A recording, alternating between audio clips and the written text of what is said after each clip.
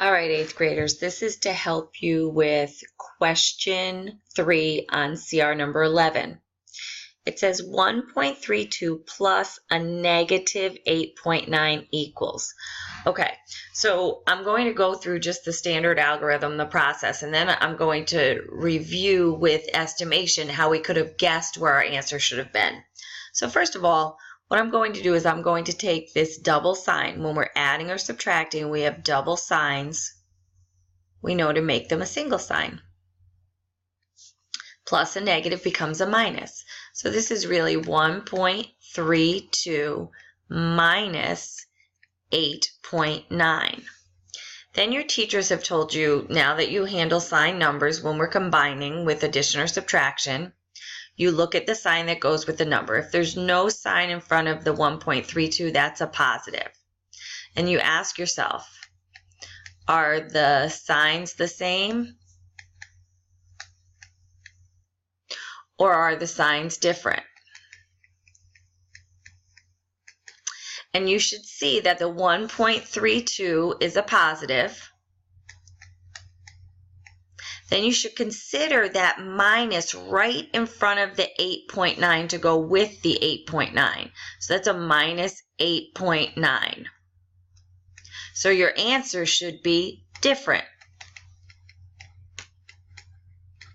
1.32 has a positive in front of it because no sign appears, and the sign right in front of that 8.9 is a minus. So when you answer, are the signs the same or are the signs different? If they're different, find the difference. You have to find the difference. And finding the difference means to subtract. Okay, so this is going to be my scrap work off to the side. Off to the side, I'm going to do some scrap work. I'll even write the word scrap. This is my scrap work. So now that I see that the signs are different, I'm going to find the difference. I'm going to subtract. So what I'm going to do is I'm going to take 8.9, because that has the quote-unquote larger absolute value, and I'm going to subtract off 1.32, lining up my decimal points, which lines up my place values. So your scrap work off to the side, you make that your scrap work because as you see, these signs up here, the 1.32 is the positive, the 8.9 is the negative. So off to the side is where you do your scrap work of subtraction. I'm going to put a 0 placeholder here. Can I take 2 from 0? No, so I got to borrow from the 9. The 9 becomes an 8. This becomes a 10. 10 minus 2 is 8. 8 minus 3 is 5. Drag down that decimal point. 8 minus 1 is 7. So I've subtracted these, and now I go back up here to my actual work, and I write in 7.58. And then after you do that, you have to keep what you have more of.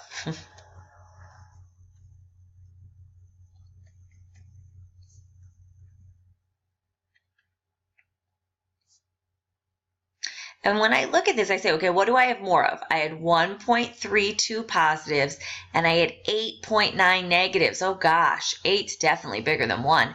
I had more negatives. I keep that negative.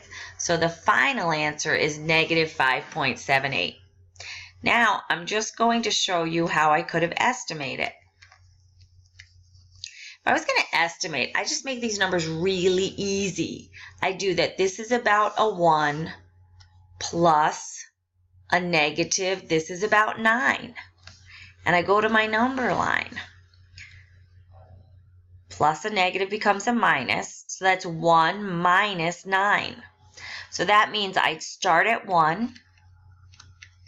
You're subtracting 9, so I'd move left 9. The question is about where would I end up. So let's say this is 0, this is 1. I'm going to move left 1, 2, 3, 4, 5. Excuse me, sorry. 6, 7, 8, 9. So this is negative 1, negative 2, negative 3, negative 4, negative 5, negative 6, negative 7, negative 8. So if I start at 1 and I move left 9, 1, 2, 3, 4, 5, 6, 7, 0.89, I can see I end up right about at -8. So that's just a quick estimate of how you could have estimated these numbers using a number line and saw that your number had to be right around a -8. And our actual value is a -7.58. All right, I hope that helps.